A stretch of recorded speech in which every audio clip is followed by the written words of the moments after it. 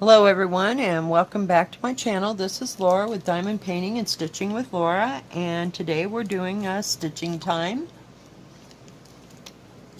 and we're working on the beaded cross stitch. Oh, you guys missed it. You just missed it. You would not believe what I just did. Well, I thought I was getting really far on this because I had 3/4 of all these flowers done. And I'm looking at the pattern and I'm checking this and checking that. I got them all wrong. So I just cut the thread and got them all out. And now we are redoing them. So we should have had this bright pink where all that white is. Well, with the little purple arrow. I don't know if you can see that. Oops. There we go. So that's where we got to put all those beads. Isn't that fun? Oh, it's so special. Let me tell you. So we got it done. So no harm, no foul. We'll just do it again. Not a big deal. I mean, and so now we have this little miscellaneous boat with little miscellaneous pieces of thread sticking out of them. And I thought, well, I'll just reuse them puppies. And yeah. We will just go right along. So how's everybody doing today? I hope good. Today's hump day. And today was my day off. I got up early. Today I had to take my daughter her birthday present that I made for her. I have a video of what I got her. I didn't do a video while I was giving it to her. I'm just saying I did a video and kind of a review of what it was, and I'll have that video up today as well. It's just a little short thing, but I thought you might like to see it all done. It's a diamond painting, of course. We just started the stitching crap, so it'll be a while before we ever have a finish. Doggone it. And we went in, I went to my daughter's house and I gave her a present and her card and all that kind of stuff, and got her some flowers. Not flowers to keep, they're just, you know what I mean, like a bouquet of flowers, not flowers in a pot or anything like that. She had gone out on Mother's Day to the nursery here and bought some flowers to plant in her garden, so she was all full up on those kind of flowers, but I just thought she needed some fresh cut flowers for the house. And they were awful pretty. They were all in pinks, and they were mums and, let's see, I would say mums and pink daisies, if you will, and there was baby's breath, of course. Everything has to be done with baby's breath. And, what else? Oh, little tiny flowers that, I don't know what they were. They're about the size of a dime, but they look like miniature mums, if you will, without the petals that stick out. I don't know. I don't know what it's called. I know what flowers I like, so you know, I usually know the names of what I like, but we only had like 4 varieties when I was a kid. I mean, we had like 6 or 8 lilac bushes, and they were the old-fashioned lilacs that grew out in our backyard, and they were about 10 feet tall when I was little. Of course, that house was built in about 1910, and no, I'm not that old, but what was I saying? And then we had violets that grew wild, and we had about 10 or so of the peony bushes, and they were about 2.5, 3 feet, you know, once they got to be all bushy and everything and blooming. They were about 3 feet across, so they were about, oh, a foot or 2 apart. So we always had pink and white peonies. And then they always bought pansies, because that was my grandma's favorite.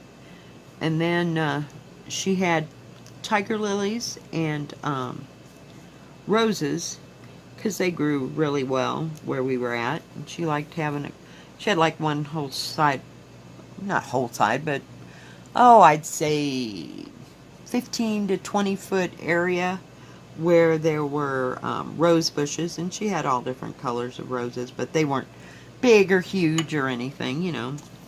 They were struggling like everything else every once in a while, but So we always had those as flowers. So I did, and of course you get your daffodils and whatever bulbs they all planted in the fall. So, and I think at one time we had, what are those things? I want to say, not hollyhocks. Oh, hyacinth. We had hyacinth. I always get those mixed up, but the word wise. And we had, of course, a few gladiolas. And what was the other thing? Oh, daffodils, of course, and tulips. And then alongside of the house, there was probably a strip about 3 feet wide, and it had, the tulips grew up there, you know, because the sun would hit them at one time of the day, and that was great, and then, you know, it would be shady, so they really liked that spot. So we had tulips growing against the wall, and then right in front of them, we had lilies of the valley. Oh my God, I fell in love with lilies of the valley. I just loved how they smelled. I had to have some kind of perfume that had lilies of the valley. I'm sure I drove everybody nuts with lilies of the valley, but I sure liked how they smelled. Yeah. So those were the only flowers that we ever had when I was growing up and when I was real little. But these, you know, I mean, they'd been established. Because, like I said, that house was built in about 1910. Or maybe 1920 something. I think it was a craftsman house. It was just gorgeous. But, yeah. So, I mean, I think the only thing that they'd ever planted was, what do you call those things? The ones that, the bulbs, like, and everything. Like in the fall. I don't know if that was like a common thing or if, you know, they had moved some stuff around and we had to replant that kind of stuff. I don't remember quite how that worked. But I was following somebody around, you know, looking at the flowers, and the guy next door to us, he worked for the college, and he was a professor. Don't ask me what he taught. And they had 2 sons, and their kids were like graduating high school by the time I hit kindergarten, so they were quite a bit older than I was. But anyway, that's immaterial as to what I was going to tell you. So, you know how in the fall you get Indian corn?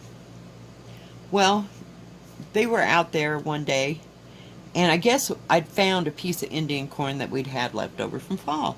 And he was planting his corn, because they had a garden and stuff like that. And lo and behold, about 3-4 months later, whenever they got ready to pick that corn, they had a couple pieces of Indian corn mixed in with their regular corn. So I was trying to plant, you know. So, you know, you never know what's going to come up. But, yeah. So I'm now, I can't keep anything alive in Colorado. I'm either not here to, I've got to move you back just a little bit.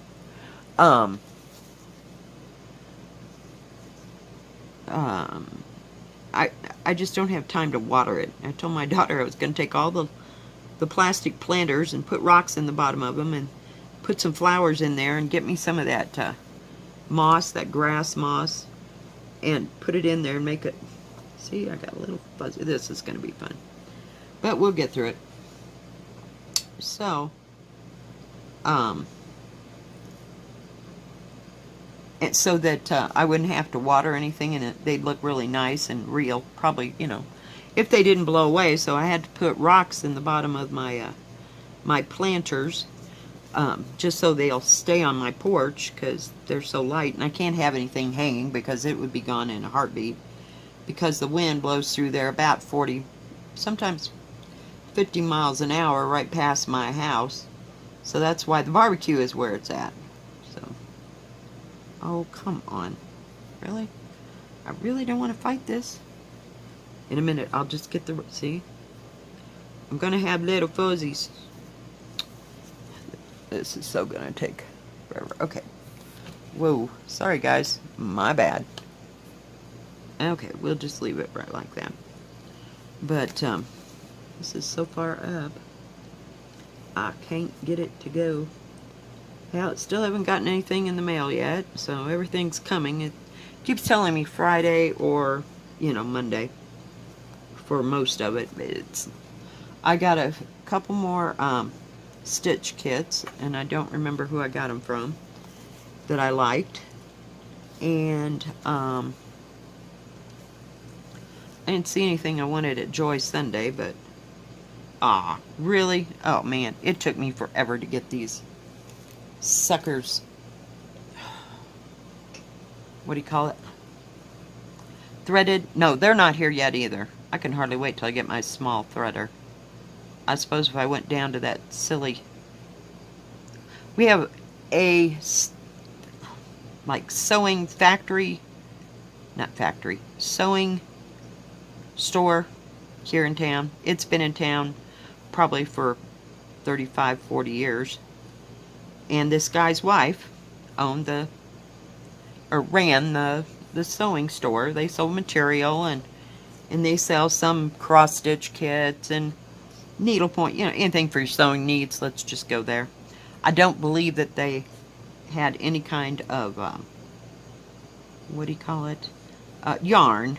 It was just basically fabric or crewel yarn, but not yarn. You couldn't go in there and buy skein after skein. Okay, now where the heck am I? Oh, you're silly, Billy. Get back there.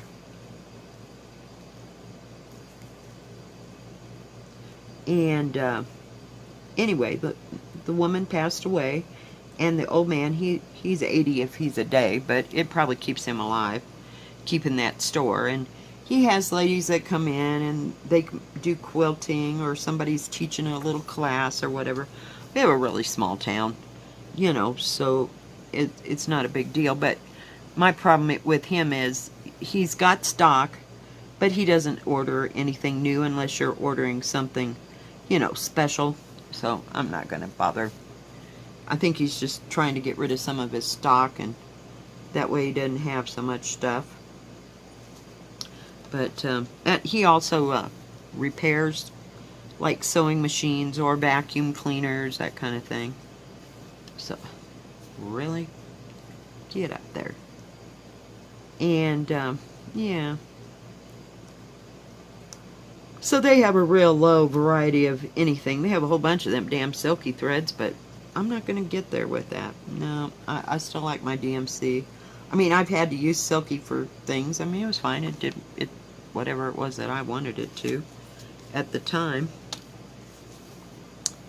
And, but I just have found no need for it, because I am not going to work on 28 count or 30 some count 80 cloth. I can't see it. I mean, I just cannot literally see it with my eyes. So we're just not going there. It's not worth getting a headache over.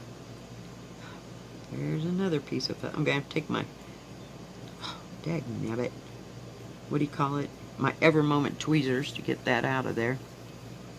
But yeah, I had all this about 3/4 done. I was going to show you. I was so proud of myself. See, that's what happens when you get proud of yourself. Yeah, to piss me off.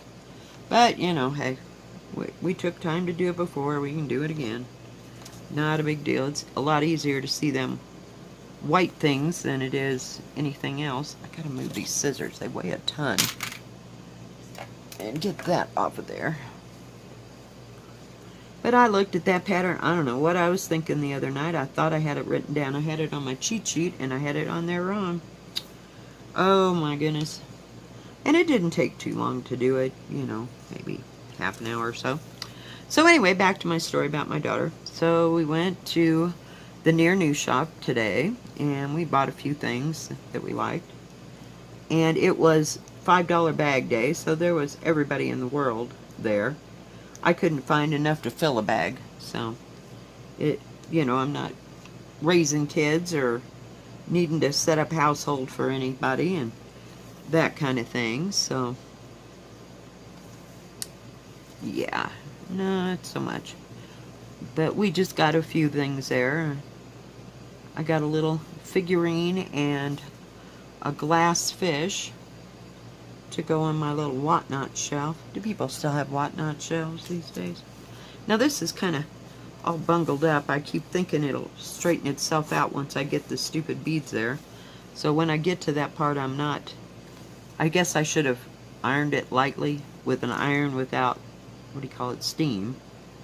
But nope, nope, we were in too much of a hurry. So we will see what happens when I get done. But I don't know that it will or it won't change the integrity. Don't ask me, ladies and gentlemen. I just couldn't say whether or not it'll lay flat. But it's kind of like having a bubble in one of your diamond paintings. Okay, we're going to get rid of this silly small strand. Goodness gracious, what? Now I moved the scissors, but does Laura know where she played? Oh, and they blend into the scenery. Them are the heaviest damn scissors I've ever owned in my life. They must weigh, God, half a pound for something small, but okay, that's what we picked out. Okay, and I was smart, and I threaded 2 more needles. Whoa, hang on, guys. Yeah, I wasn't that smart. See? You get to feeling proud about yourself and what you did. Nope, I threaded the needle so we don't have to sit there and wait for me to thread the damn needle again. Holy cow, that took forever. Yeah, I sure wish them little buds had come. Oy vey.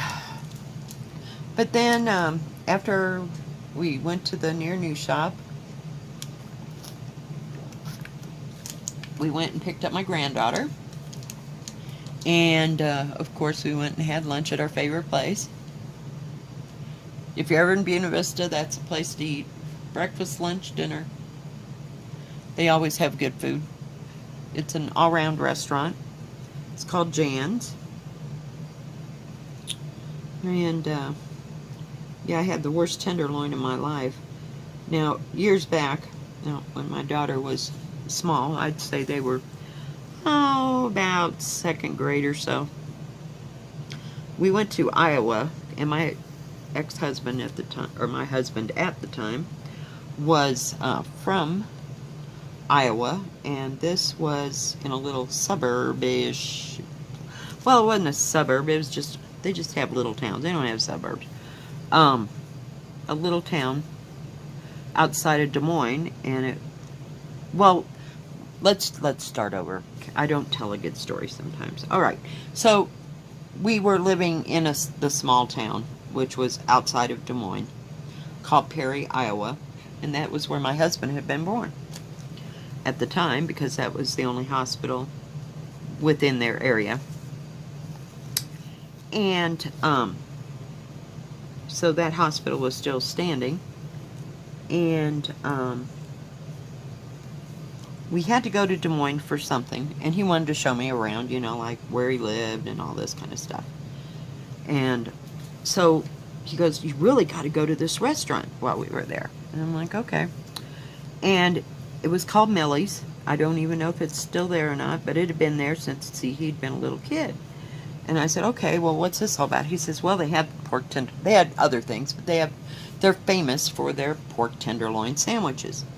And these pork tenderloin sandwiches, I swear, people, they were as big.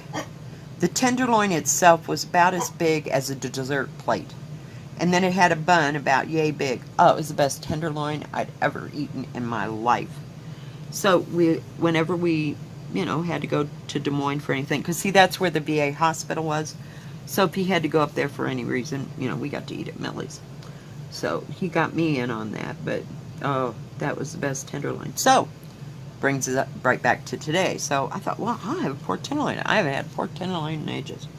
I got this pork tenderloin, and it was absolutely, this is the worst meal I've ever had at this place, because my daughter and I eat there probably 3 to 4 times a month at this restaurant. And now, just never. Got this tenderloin, and they must have cooked it in that damn deep fat fryer for probably a good 10 minutes, because halfway or half inch all the way around tasted like pure cardboard. Just pure cardboard. It was the worst. And like I said, I have not had a bad meal there ever. And so, yeah, they got an earful. But not too bad of an earful. I mean, I wasn't going to ruin it because I was taking my daughter out for lunch, so what she got, she liked, so. And we ate with no hitches, and my granddaughter had her chicken strips this time that we convinced her that they were nuggets hooked together, so she eats them. She liked them. So we didn't have to convince too much. We're getting, so we have to convince less and less. I mean, we started out that all she would eat was pickles and french fries, so I figured we're making some kind of progress somewhere. But, yeah. So we did that, and my daughter and I had to go somewhere else. We had to take her husband some cigarettes because he didn't have cigarettes this morning. He had to get to work, so we had to take him some cigarettes. And had to go take my grandson's glasses back to him because he dropped them this morning and the lenses fell out, so we had to take him his spare pair and everything. So yay, we had a little bit of running around, nothing too fancy. We weren't going shopping today. We just didn't feel the need to go shopping, but so it was kind of non-eventful-ish, sort of, you know. I mean, we did lunch. I think we need to back off from doing lunch because it's becoming blasé, you know. Especially after today and that horrible sandwich. I'm like, well, yeah. Oh, so I'll just stick with my patty melt that I usually get, which is what I normally get. But I thought, well, I'll just try something different. Well, see, that's what happens when you go from the norm sometimes. But yeah, I mean, my kids have been eating there since they were about 3 years old. And that place has been there 10 years or 20 years before that. So, yeah. And at least it wasn't busy today. The other day we went in, oh, I think it was Thursday of last week, my goodness. There was people crawling all over that place. And, whoops. I'll take that one. Can I get that one? He just jumped right out of the pan and said, "Here, take me." Okay, we got us a bead. Whoops, there is another one. I didn't get them all picked up. Well, good Lord. Those are darker. That one's the same. Shit, are you kidding me? I just lost the one I had. Oh, for pity's sake, Lord Jean. So yeah, that's about as exciting as it gets for the week. My daughter went out on her patio the other day, and she was going to go pick up one of the kids, I guess. And oh, really? Oh, hell no. Do you see what I just did? Okay, fine. Maybe it wasn't a day to do this. I don't know. We're getting there. Hey, a few steps forward and 12 back, we're good. No wonder I couldn't find it. It was already down there. Oops. Seriously? Anyway, she went out on her porch, and there was, I'd say it was a 25-pound to a, I don't think it might, shoot, hang on, guys. 25 to 50-pound bag, and it said some kind of racing seed, and it had no name on it. No, it had Milo in it, and popcorn kernels, what else was in that? And sunflower seeds, and about 3 or 4 different things. Some I had heard or hadn't heard, but it was real. It wasn't real fine, like, you know, you'd find in bird seed, so I know it wasn't for a bird. But she didn't order it, and she thought maybe it was for the horses, because the people across the street have 2 or 3 horses in a corral, and she asked them, and no, they hadn't ordered anything, so I don't know where it came from. We don't know what gets fed that. It was bizarre. So if anybody's got any idea, it said something about racing blend on it. I can't remember. It was something racing blend. So if anybody knows what the heck that's for, we can maybe get it, I'm sorry guys, get it to the right people, you know, because there are people around us that have, sometimes they have goats and chickens and what do you call it? And horses, of course, and rabbits, and I don't know what else there would be, you know, I mean, of course, your basic dog and cat, but you wouldn't be feeding them at, I don't know. It's got some kind of crude protein in it. So, I have no idea what that was for.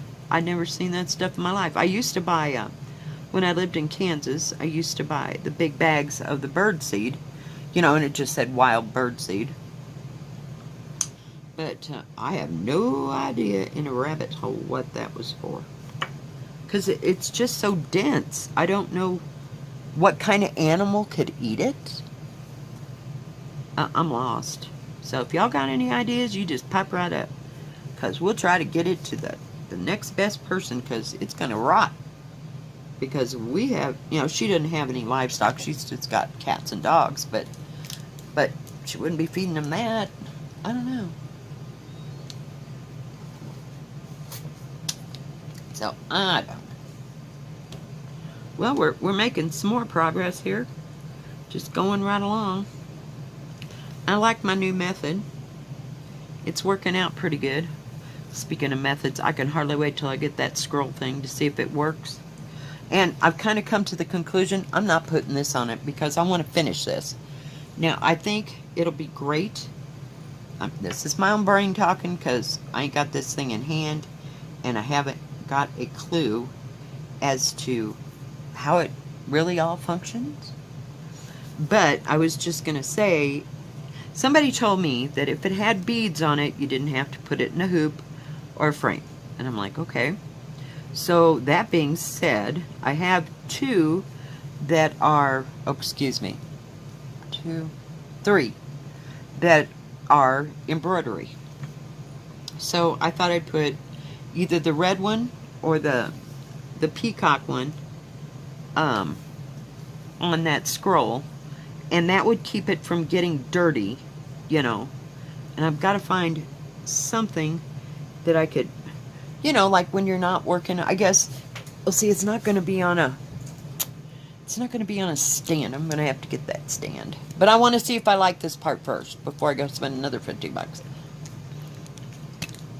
It's not that I mind spending the money. I just want to make sure that it works. So, yeah.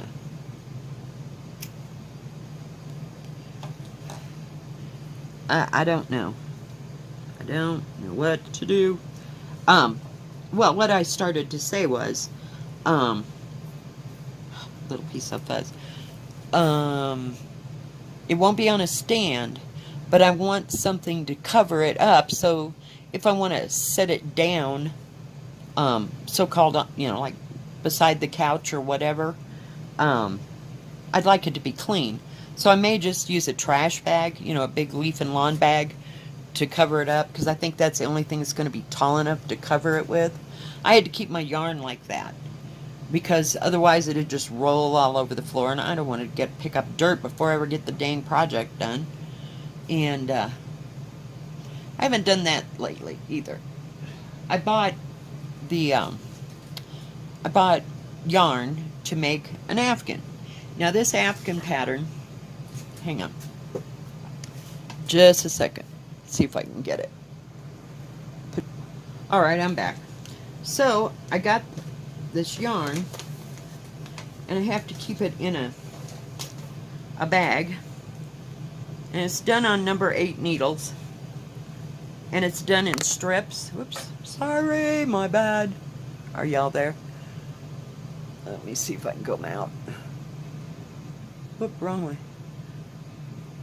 Alright, and it's done in strips, and it's kind of a ripple. I think I can get the whole thing in there. Let me see if I got it going the wrong way. Well, no, one way's just about as good as the other at this point.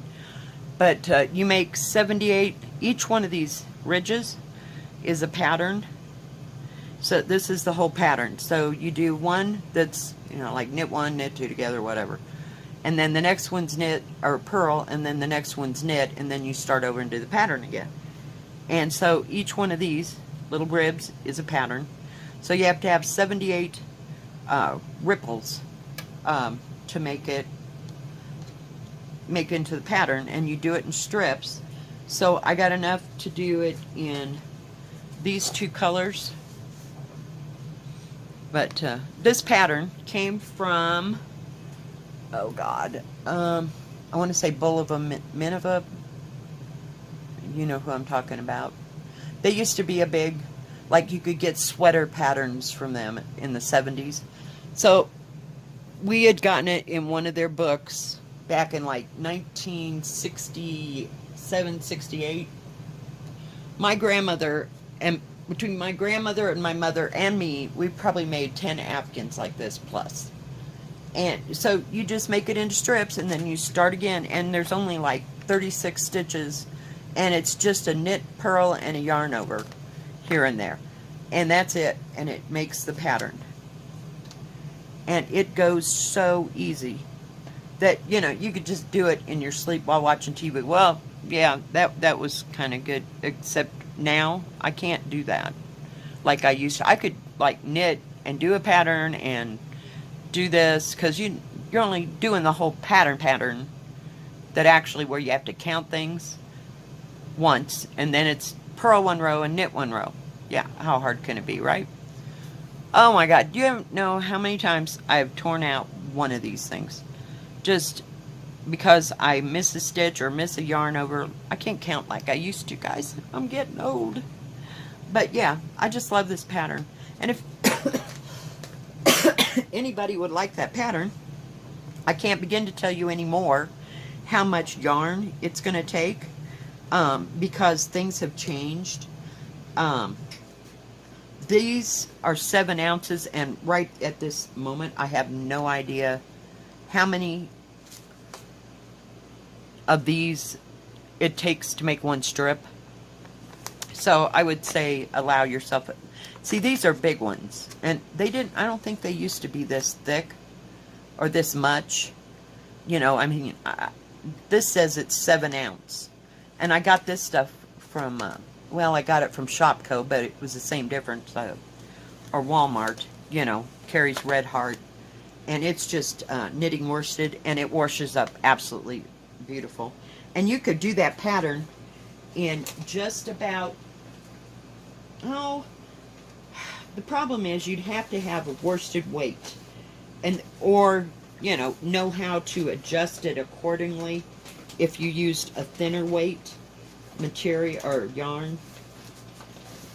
But yeah, the pattern is nothing, you know, and it's pretty mindless until you get old and you can't remember it. But I mean, we could almost recite it by the time we were like 12, the entire pattern. Of course, they didn't cut us loose, but once I got married and old, you know, I'm old enough to get married and that kind of thing, I made, you know, more on my own. But not so much now. But I mean, I looked online. I want to say it's something Minerva.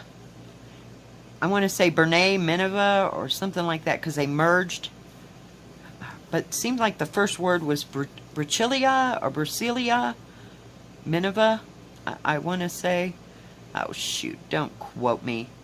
But I looked it up and I found it online and copied it onto Facebook, because I didn't think, or not Facebook, onto my, what do you call that, WordPad, you know, and just saved it in a file so I'd have it, because I didn't think I could remember how to do it.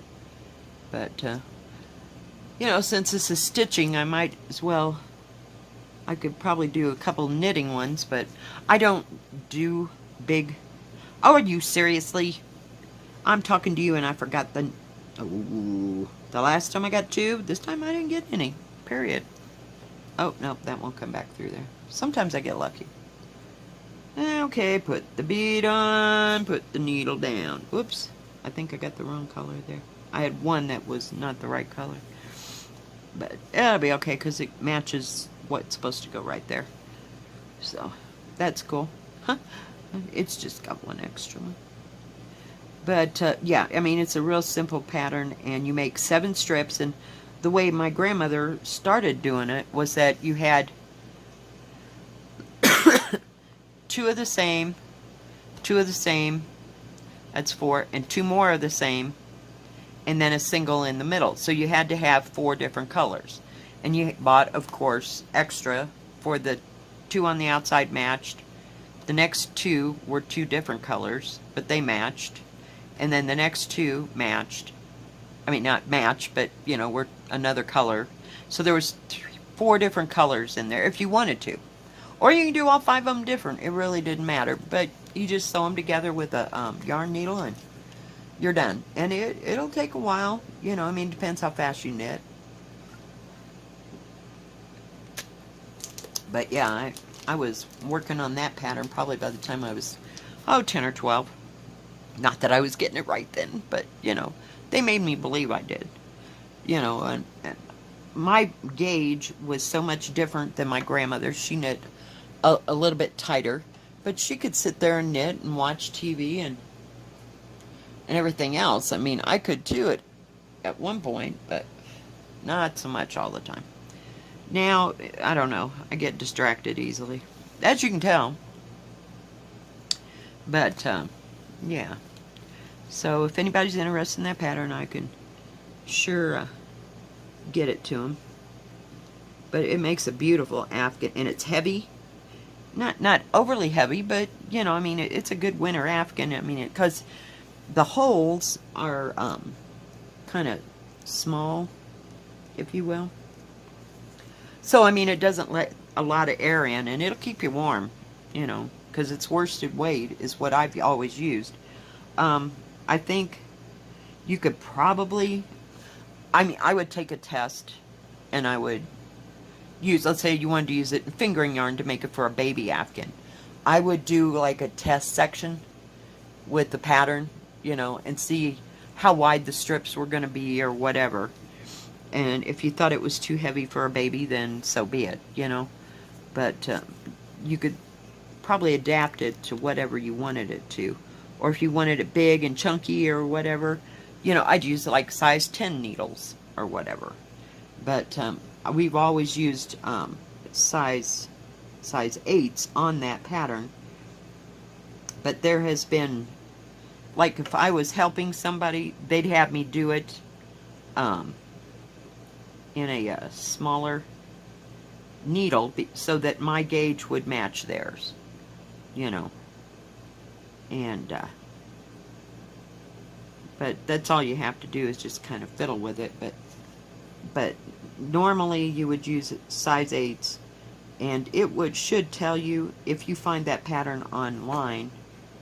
And it was in a booklet with about 6 other what do you call it, Afghans, you know, of different various kinds, 6 or 8 or something like that. It was some kind of a booklet. It's from about 1970, between 70 and 73, somewhere in there. Because I know we were doing it when I was in high school.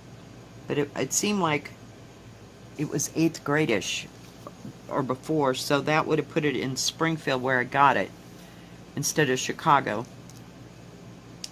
But, you know, and they had all kinds of crap like that back then. And my mom just liked that pattern, and it was so easy to do, and you didn't have to haul a big Afghan around. Like I said, she didn't crochet, and the only crocheting my grandmother did was granny squares, because we could do that. And we always had, we always had the yarn left over, and so that got rid of the excess yarn. But, and we made granny squares until we just couldn't see straight. Just horrible. But I love granny squares. I made a granny square Afghan for my daughter shortly after I got here. It took me almost a year to get the damn thing together because I was having to work and you get tired. And so I finally finished it for her birthday last year. But it was done in red and yellow instead of the traditional black, but she wanted red and yellow. So I put the yellow in the centers, and yeah, They did all kinds of crap. But, yeah, every once in a while I get hungry to knit, but like I say, I have never knitted a sweater or anything that was going to have to fit somebody. I tried to crochet one time, and that didn't work out really well. That poor man about sweat to death in that sweater. And, hang on, I got to get rid of this little mess of stuff that still got them little things in. I'm getting sick of dealing with them. We got to have a few more. Oh yeah, a way few more. Oh, goodness gracious. This is so much fun. I just put it in here and left my color out, but I did screw the lid on, want you to know. I didn't work too long on Nola last night. I was tired. But, and this handwork. So we're about to get them done. I'm going to have to come back down and fill in the gaps down here. But I just wanted to see how the flowers were going to look. There's 2 different shades of pink there. I hope you can see that. Oh, we got to come back down. There we go. But I got it written down on my cheat sheet of the sections that I'm working on. Next time I might do this part up in here. I don't know. Just kind of going here and there and everywhere. Gets spoiled. Oh, let me show you what I finished on the cat. Hang on. Be right back. I'm going to move them before I spill them beads. They're 6 ways from Sunday.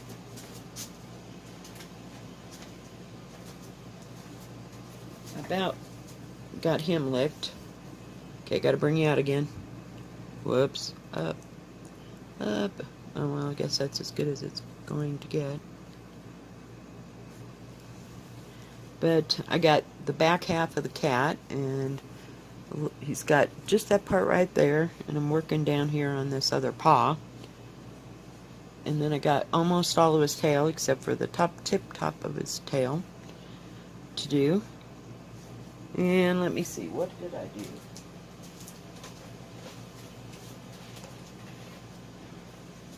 See, I'd kind of liked it, since I'm started on this is the one I'd like to put on that thing so it doesn't get filthy. But it's so tall. It's 26 inches across. Yeah, just across. And hopefully it will go onto that thing. I don't know how heavy it's going to be. I just don't know how that's all going to work or come together. But anyway, I got these parts of the flowers done there. You see how far I gotten. And then this here. So it's coming along, you know. I work on first one, then another. There's my thread. And I think that's the only 2 that I'm working on right now, besides this beaded cross stitch. And I like it. You know, I got to sit here and do this because I'm paranoid that I'm going to spill my beads over there in my little hovel corner. But, yeah. Whoops. What in the heck? Oh, just did a turn on me. I was like, why didn't that do that? So, I gotta work. Let's see, Thursday, Friday, and Saturday, and I get Sunday off. Won't that be fun and special? It'll be different. I mean, it's Sunday off. God, I can't even remember. Like 2 years ago? Because I'm always working on Sunday.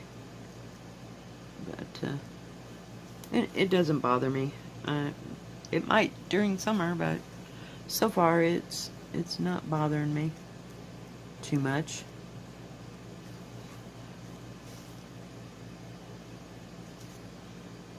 But, yeah, I wish I'd taken a picture of that bag of seed, because I know somebody out there's got to know what the heck that is. But I've never seen anything like it. That was the weirdest stuff I've ever seen. I mean, we have a place here, and the town is called St. Elmo. It was a town back in the 1800s, early 1900s, called St. Elmo. And you go up there, and they have antique shops, and they still have some of the historic buildings. And everything, you know, that they've turned into antique stores or restaurants or whatever. And they have little chipmunks up there. And you go into one of the stores, can't remember which one it was or what it was about, because I think I sent my daughter to go get the chipmunk food. And then you come over to this one area, and they're all in there, and they've got a bunch of logs and everything. They built it up nice, and looks like a little chipmunk town, so to speak, without the buildings, if you'll know what I mean. And the chipmunks will come right up and eat that food that you get. You pay like $1 or something for the bag, and it helps to keep their little habitat clean and all that kind of crap. It's a nominal amount, you know. But everybody and his dog feed these chipmunks. But I don't know what I can't remember in my brain what it looked like. But we took the grandkids up there one day, and those chipmunks, they just crawl all over you, and they come and get the food out of your hand. They're just, I mean, you probably could have picked them up, but we just kind of open our hand, you know, and let them just crawl up there and get whatever they want and not try to capture them, you know. Then they just scamper off with their little treasure and come back. Oh, my granddaughter thought that was just the coolest thing ever. But she didn't much want to touch them or have them come on her hand, you know, because she was about 2.5, maybe 3 at the time. Oh yeah, she didn't like that. But it was kind of cool. But yeah, that's our big tourist attraction. But and they've been working on this town, and it's like, what did I just went blank? One of the towns is called Tin Cup, and the other one is St. Elmo. And they were both, I don't know if they were gold or silver, don't ask me, can't remember. Mining places, you know, and it was an actual town back in the day when they were all looking for silver and gold in the hills here in Colorado. But there's a lot of history in and around this area. Now, Leadville I know more about because that was gold mining, and it was also silver. And I want to say placer mining and all kinds of crap. Yeah, the stuff that's stored in my brain, you have no idea. Well, we're about over across here, guys.